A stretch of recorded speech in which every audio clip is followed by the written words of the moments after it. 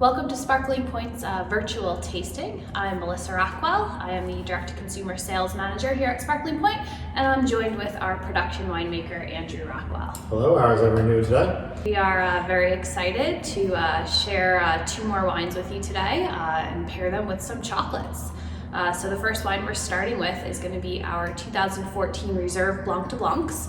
This is the very first time that we've produced this wine. It's the first vintage.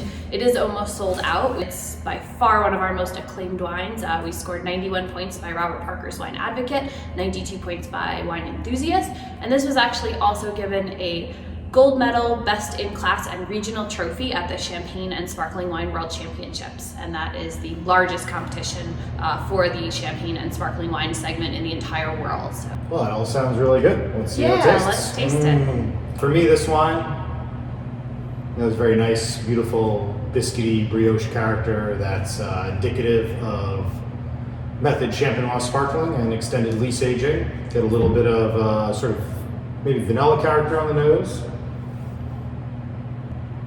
And then I almost get some citrus fruit, almost like a lemon custard or lemon cream. And maybe a little bit of toasted nuts like almond or something like that coming through, or marzipan maybe, and that creamy note that you mentioned. Those things sort of melding together. And we give it a taste. Yeah, 100% Chardonnay, by the way. This is a Blanc de Blancs, which means white wine made from white grapes. We grow exclusively here at Sparkling Pointe the main 3 traditional Champagne grape varietals, Chardonnay being one of them. So any Blanc de Blancs that you see from Sparkling Pointe or from the entire region of Champagne is going to be all Chardonnay. What I really like about this wine, particularly on the palate, is that creaminess. You mentioned that as an aromatic character as well, but really the texture of the wine is really what stands out. You get this nice heft, big mid palate, and long finish. You get this smoothness that goes through the wine, which is really beautiful for a high acid wine like a sparkling. It gives it great balance. Yeah, I love the length on this wine. After you taste it, it really lingers there. You get this kind of creamy, nutty, kind of baked bread, doughy character that just sits and melts on your palate. And just, I think, a sign of quality to have length like that. Something else unique about this wine, and Andrew can talk a little more, is that we actually incorporated a little bit of oak aging. Yeah, very delicate treatment. So it's still produced in the same way we would make all of our other cuvées, the bases for the sparkling wines. The difference is it spends a very small amount of time, talking really just a few months, 4 months or something like this, in large format oak barrels. So a typical oak barrel that people would use to make red wine, let's say, is going to be about 60 gallons. That's going to be your standard one? That's yeah. When you think of, most people think of a barrel, wine barrel is what they think of. They also make larger ones as well. So this wine aged in a barrel that was more than 2 times that size. And that's very important because that means when you have a larger volume in a larger barrel, you actually have less contact in terms of surface area of the wine to the barrel itself, which really the long and short of that means is you're getting less influence from the oak, and you're also getting less micro-oxygenization. That's what happens in any porous container like a barrel. So it lets the wine keep better, and also means you just get a very gentle integration of the oak into the wine. The goal with this wine wasn't to make a wine that's oaky per se. Yeah. Like the oak is a seasoning, just like you would sort of grind some fresh pepper on the top of the dish to give this hint, a little bit of that vanilla, marzipan-y kind of character that comes through on the nose, that beautiful texture that comes through from a little bit of the oak influence, while not being heavy and overbearing and still having the delicacy and finesse of a beautiful method Champenois sparkling. Marzipan, I like that descriptor. I smell that. All right, so I think we're both really enjoying this. We're gonna pair this with a little bit of chocolate now. All right. Generally, you want, with sweets, your wine to be sweeter than your dessert. Has kind of been a common rule in wine, but all rules, of course, need to be broken. But what we're looking for in our chocolate pairing are chocolates that are going to be not too sweet and also bring in a lot of other flavors, so we can really play off the interesting flavors in the wine and in a chocolate. So let you guys see that label right there. But we've paired the Reserve Blanc de Blancs with this turmeric ginger chocolate. It's about 45% cacao. Andrew, you have not had this chocolate yet. I've not had this So I'm chocolate. excited to share this From with you. Pointe, they do a lot of fun flavors. Makes it have a lot of interesting possibilities to pair with the wine as opposed to just a plain chocolate. So this one, turmeric ginger. See if there's any other fun stuff in there. A little crispy coconut, deep milk chocolate, 45% cacao. It's got a little bit of sweet curry powder in there. A lot of nice little fun things. We always recommend try the wine first, really think about those flavors, get your taste buds acclimated to the wine, then you're gonna go to the chocolate.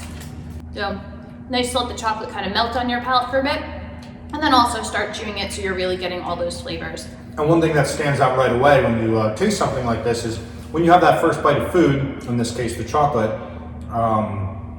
is it tasting good? Which is a silly thing to say, but that's how things pair. If you taste the wine and then you taste the chocolate and your first reaction is, I don't know if I really like that, that's generally a bad pairing. You want it to meld in. You want, in the perfect world, to have the two things come together to make something better.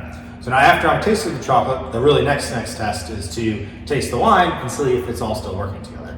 Which I did, and I'm excited about it. I absolutely love the finish that you get from this chocolate and this wine. Well, I think it it's brings the out a ginger. lot of fruitiness too. There's Yeah, like a fruit it's character cool. that's really popping there. And to me, that's a great pairing. So, it's created something in the chocolate bar that wasn't there before when I just tasted the chocolate. And it's created something in the wine as well that wasn't there before when I tasted the wine. I think it's 1 + 1 = 3, where independently they have their own characteristics, they're tasty, but now they come together and they make something new. And that's really what a great pairing is all about. Yeah. So I hope that you enjoyed this pairing. We're pretty excited about it.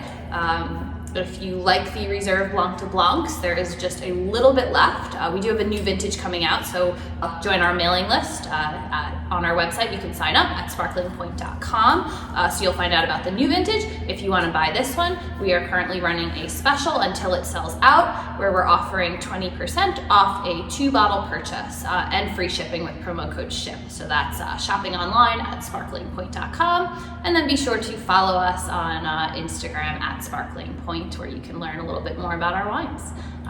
Thank you for joining us. Thank you very much. Cheers.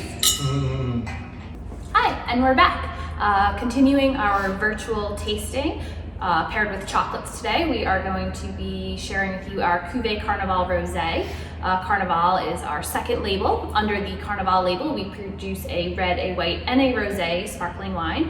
The Carnaval Rosé is probably the most popular of the three. It started out as a very small production wine, and due to its popularity over the years, we've increased production, and we're now making a little over 1,000 cases a year. So I am joined for this tasting with Evan. Hello. Evan, why don't you tell us a little bit about Cuvée Carnaval Rosé? So our Carnaval Rosé is made of 3 grape varietals. It is 46% Pinot Noir, 37% Chardonnay, and it's actually 17% Merlot. We do have a small planting of Merlot, and we utilize that primarily just in the Carnaval series of wines. So our sparkling rosé is made using a blending method as opposed to maceration in a lot of still rosés where you have the red grapes, the skin sit with the juice for a period of time to just get a little bit of color. Color in wine comes from the skins. Exactly. So we're using about 2 to 3% of still Pinot Noir to add right before bottling for the blend. So that's what's giving our wine the color. Yeah, so we're actually blending red and white wine together to make pink. And kind of fun fact, in Europe, it's illegal to blend red and white wine to make pink, except for in Champagne, France.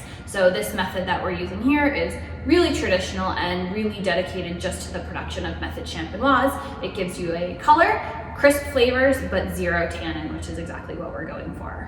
Right, so let's taste this wine. Let's do it. First thing, when you're tasting wine, especially one with color, you're gonna kind of admire that color. To me, this is a beautiful kind of light pink color, a little bit of a salmon hue to it.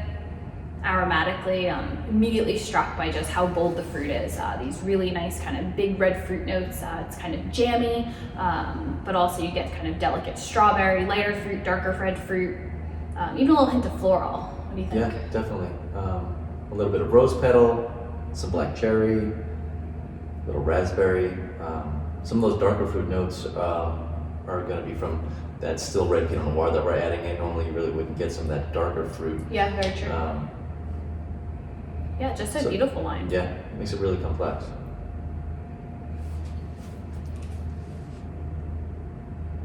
So with our Carnival wines, we're producing them with a bit more residual sugar than our main labels. The Carnival Rosé is the driest of the three. This one's about 13 grams per liter residual sugar. The dry to sweetness scale for champagne and sparkling goes from 0 to 50 grams, so we're still on that brut or dry side of the scale, but that additional sugar is going to really kind of create a little bit broader mouthfeel, and I think you get a lot of texture to the wine because of that. So a little hint of sweetness, but certainly not over the top, not a dessert wine by any means. No, and this wine is going to be aged on the lees for 1.5 years. All of our wines are aged for a minimum of 18 months on the lees, so you're going to get a little bit of that kind of toasty note, just subtly, little bit of like a shortbread note.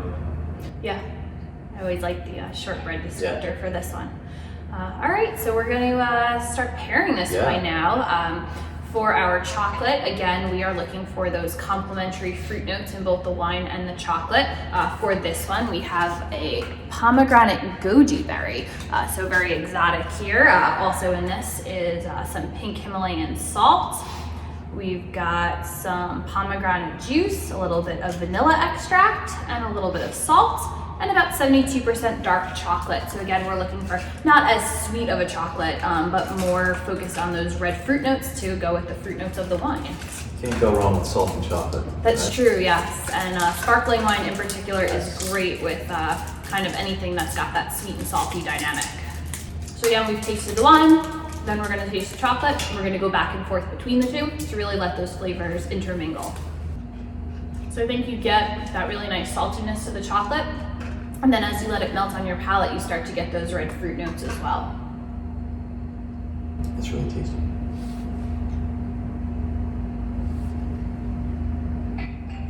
So this is a really cool pairing.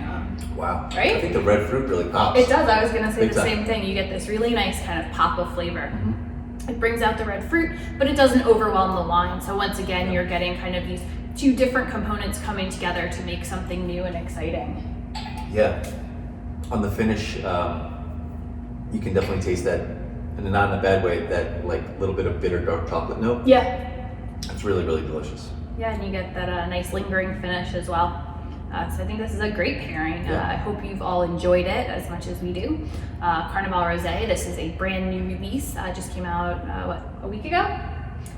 So we are selling this online in our shop or for curbside pickup. That's at sparklingpointe.com. We are offering free shipping, promo code SHIP at checkout, or just give us a call. You can come here and pick it up on site and we'll say hello from a distance. Absolutely. And thank you for joining us. Cheers.